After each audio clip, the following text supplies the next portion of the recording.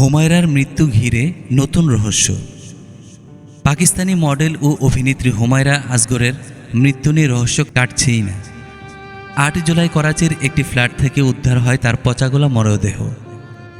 তদন্তকারীদের ধারণা অন্তত ৮ থেকে ১০ মাস আগে মৃত্যু হয়েছিল এই অভিনেত্রীর।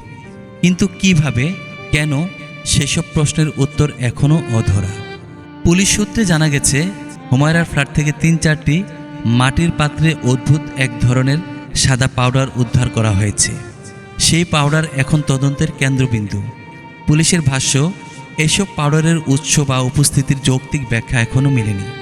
নমুনা রাসায়নিক পরীক্ষার জন্য পাঠানো হয়েছে, যার ফলাফল না আসা পর্যন্ত কিছুই বলা যাচ্ছে না। তবে এর মধ্যে করাচি বিশ্ববিদ্যালয়ের একটি ল্যাব রিপোর্টে জানা গেছে, হুমায়রার দেহে চেতনানাশক বিষাক্ত রাসায়নিক বা কোনো মাদকের চিহ্ন পাওয়া যায়নি। ল্যাব রিপোর্টে উল্লেখ করা হয়, মৃত্যু স্বাভাবিক হওয়ার সম্ভাবনাই বেশি। প্রাথমিক তদন্তেও এমন ইঙ্গিত মিলছিল, ঘটনা দুর্ঘটনা কিংবা অস্বাভাবিক মৃত্যু। কিন্তু প্রশ্ন থেকে যাচ্ছে, তাহলে সেই সাদা পাউডার কি? তার ঘরে এসব কেন? আর এতদিন ধরে কেউ তার খোঁজ নেয়নি কেন?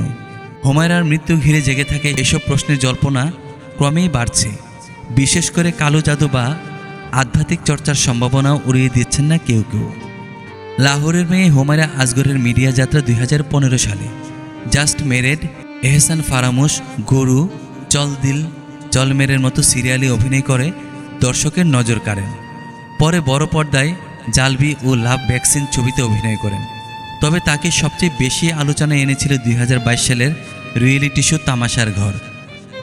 আর 2023 সালে ন্যাশনাল উইমেন লিডারশিপ অ্যাওয়ার্ডসে পেয়েছিলেন সেরা সম্ভাবনাময় অভিনেত্রীর সম্মাননা।